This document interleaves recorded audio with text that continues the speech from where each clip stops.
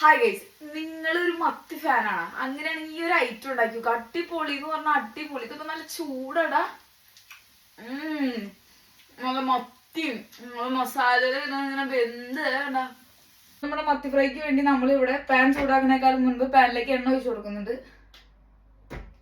ഞാൻ ഇതിലേക്ക് മുളക് പൊടി ഇട്ട് കൊടുക്കാം.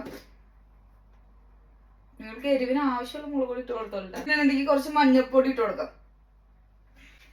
ആവശ്യത്തിന് ഉപ്പിട്ട് കൊടുക്കാം. നമ്മളിവിടെ വെളുത്തുള്ളിയും ഇഞ്ചിയും പച്ചമുളകും ചുവന്നുള്ളിയും ചതച്ച് വെച്ചിട്ടുണ്ട്. നമുക്ക് അത് ഇട്ട് കൊടുക്കാവേ.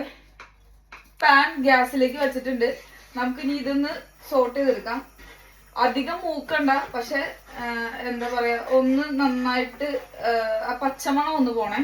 നമ്മുടെ പച്ചമണം ഒക്കെ പോയി മസാല ഇവിടെ ഏകദേശം റെഡി ആയിട്ടുണ്ട്. നമ്മളിനി ഇവിടെ വാളംപുളി വെള്ളത്തിലിട്ടത് എടുത്തിട്ടുണ്ട്. ഒരു ചെറിയ ചെറുനാരങ്ങയുടെ ഒക്കെ വലിപ്പത്തിലുള്ള വാളംപുളി, അത് നമുക്ക് ഇതിനകത്തേക്ക് ഒഴിച്ചു കൊടുക്കാവേ.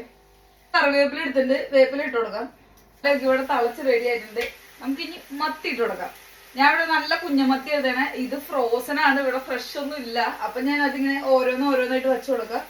നമ്മുടെ മത്തി ഇവിടെ ഉണ്ട്. വൺ സൈഡ് നന്നായിട്ട് അവിടെ നമുക്ക് ഇടയ്ക്കിടയ്ക്ക് ഇങ്ങനെ ഒന്ന് പയ്യെ ഷേക്ക് ചെയ്ത് കൊടുക്കാം. തിളയ്ക്കുമ്പോണ്ടല്ല നല്ല സ്മെല്ല് വരും. നല്ല കുത്തരിച്ചോറും ഇത് കുറച്ച് മോരും അടിപൊളി സ്മെല്ല് വരുന്നുണ്ട്. ഞാൻ ഇങ്ങനെ നോക്കിയിരിക്കും. ഇവിടെ തന്നെ ഉണ്ടെങ്കിൽ പോയിട്ടില്ല.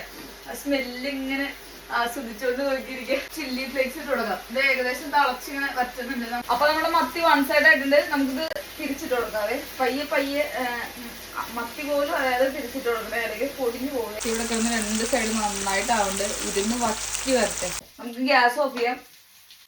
അപ്പൊ ഗൈസ്, നമ്മുടെ മത്തി ഫ്രൈ ഇവിടെ റെഡി ആയിട്ടുണ്ട്. എല്ലാവരും ട്രൈ ചെയ്യണം. മസ്റ്റ് ട്രൈ ആയിട്ട്.